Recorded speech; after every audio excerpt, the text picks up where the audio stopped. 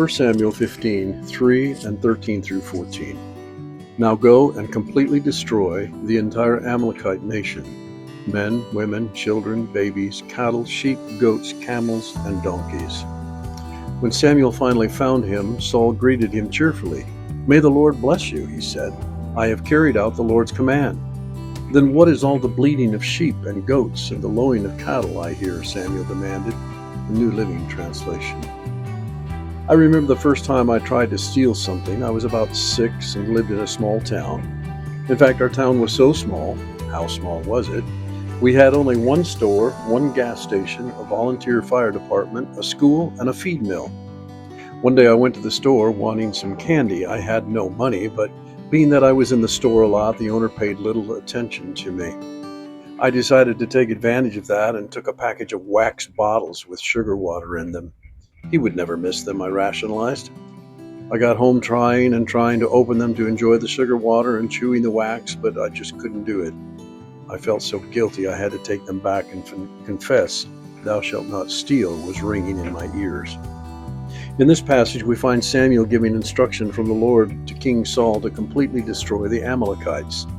These people kept leading the children of Israel into sin.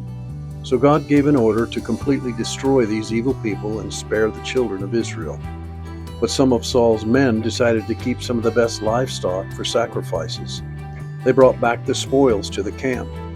And when Samuel came to greet Saul, he heard the bleating of sheep and asked what it was all about.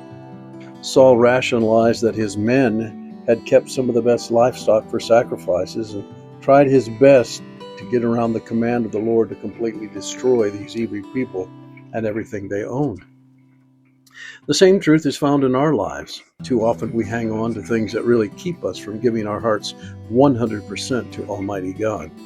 We rationalize saying these things are not so bad, and why would God want me to get rid of this or that? What hurt is it causing? That is not the point. The point of all this is found in the end of 1 Samuel 15:22.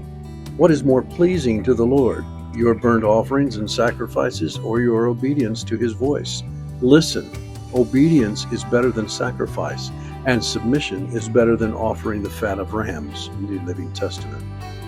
There is no room in the heart of a believer for rationalization. We must be obedient to God. We could offer all of our money, possessions, but hang on to our disobedience and not please God. In contrast, it is possible to hang on to all our possessions and give God complete obedience to please him. To obey or not to obey, that is the question, and the choice you and I have. Just like Saul and his men, we can rationalize and bring sacrifices out of disobedience, and God is displeased. Or we can bring our obedience to him without the sacrifice, and he will be well pleased. Interesting, though, to bring everything to him requires some sort of sacrifice, doesn't it?